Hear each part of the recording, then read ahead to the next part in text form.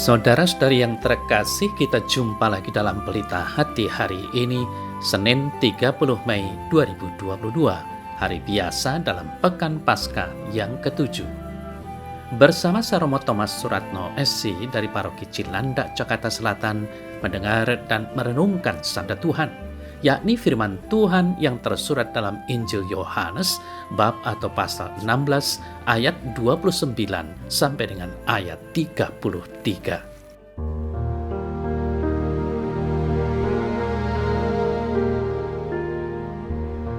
Dalam amanat perpisahannya, Yesus berkata bahwa akan tiba saatnya bahwa ia tidak lagi berbicara dengan memakai kiasan. Maka para murid berkata kepada Yesus, "Lihat, sekarang engkau berkata-kata terus terang dan engkau tidak memakai kiasan. Sekarang kami tahu bahwa engkau mengetahui segala sesuatu dan tidak perlu orang bertanya kepadamu. Karena itu kami percaya bahwa engkau datang dari Allah." Jawab Yesus kepada mereka, "Percayakah kamu sekarang? Lihat, saatnya datang, bahkan sudah datang, bahwa kamu dicerai-beraikan masing-masing ke tempatnya sendiri dan kamu meninggalkan aku seorang diri. Namun aku tidak seorang diri, sebab Bapa menyertai aku. Semuanya itu kukatakan kepadamu supaya kamu beroleh damai sejahtera dalam aku. Dalam dunia kamu menderita penganiayaan, tetapi kuatkanlah hatimu, aku telah mengalahkan dunia."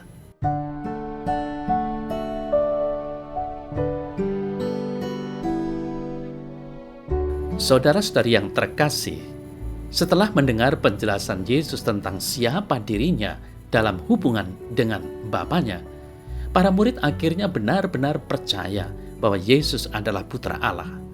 Demikianlah Yesus langsung memberi peringatan bahwa mereka akan dicerai-beraikan dan meninggalkannya seorang diri. Kendati demikian, Yesus tetap mempercaya mereka. "Kuatkanlah hatimu, aku telah mengalahkan dunia." Saudara-saudari yang terkasih, Yesus tahu bahwa ia akan segera meninggalkan para murid yang mencintai dia. Yesus terus mempersiapkan mereka agar dapat memahami apa yang akan mereka alami setelah penyaliban dan kebangkitan Yesus. Ia telah mengatakan bahwa penggantinya akan segera datang, yaitu Roh Kudus, penghibur yang lain. Ketika Roh Kudus datang, Yesus tidak akan bersama-sama para murid lagi. Roh Kuduslah yang akan berdiam di dalam diri mereka. Saudara-saudari yang terkasih, kebahagiaan, kesejahteraan, dan kedamaian adalah ganjaran dan hadiah apabila para murid bersatu dengan Yesus walau banyak tantangan dan penderitaan dalam tugas pelayanan mereka. Bersama Yesus mereka akan tetap kuat dan kokoh. Semua ini kukatakan supaya kalian mendapat sejahtera karena bersatu dengan aku. Di dunia ini kalian menderita, tetapi tabahkan hatimu. Aku sudah mengalahkan dunia. Saudara-saudari yang terkasih, Yesus mempunyai senjata kasih yang mengalahkan segala bentuk kejahatan, termasuk kekuatan senjata paling dahsyat sekalipun. Jika saja setiap orang memiliki kasih di hatinya, maka perang bisa dihindari, pertengkaran bisa dileraikan, dan sebaliknya kedamaian dan keamanan hidup akan menjadi milik setiap orang di dunia ini. Demikian pun kata-kata Yesus hari ini menjadi benar dalam pengalaman para murid di seluruh dunia dalam setiap zaman, di mana penganiayaan dan bahkan pembunuhan kepada para pengikutnya telah terjadi, sedang terjadi, dan pasti akan selalu terjadi sampai akhir zaman. Ya, mereka akan menganiaya kamu, tetapi kuatkanlah hatimu, aku telah mengalahkan dunia. Saudara-saudara yang terkasih, Bapa mengasihi semua orang. Namun juga benar bahwa Dia mempunyai kasih kekeluargaan yang lebih khusus bagi mereka yang melalui Kristus diperdamaikan dengannya, mengasihi Dia, dan tetap setia kepadanya sementara mengalami kesusahan di dunia ini. Kasih kita bagi Yesus mendatangkan kasih Bapa kepada kita. Jadi, kasih adalah tanggapan atas kasih. Lalu apa yang diharapkan Yesus dari murid-muridnya sebelum dia meninggalkan mereka sebenarnya? Pertama-tama, percaya kepadanya, percaya bahwa Yesus datang dari Allah. Seorang yang telah dikenal dan mengenal sekian lama, pasti berbeda dengan seseorang yang baru saja dikenal. Para murid rasanya sudah cukup mengenal siapakah dia, siapakah Yesus.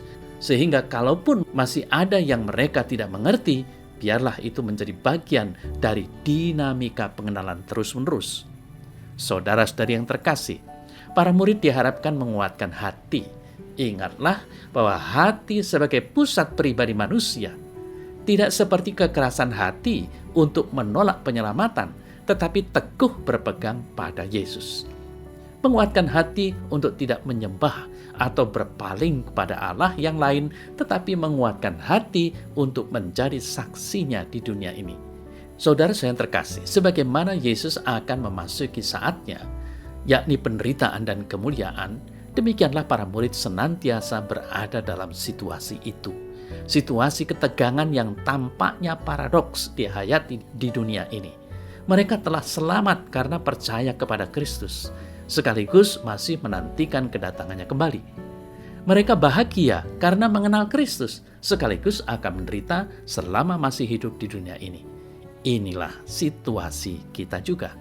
Saudara-saudari yang terkasih, semoga warta Injil hari ini meneguhkan kita kembali bersemangat kemartiran dan militansi dalam beriman. Sehingga pada saat ada penganiayaan, godaan, kesulitan dalam beriman, kita tidak meninggalkan iman, tetapi tetap setia karena Kristus yang akan selalu menguatkan dan menyertai kita.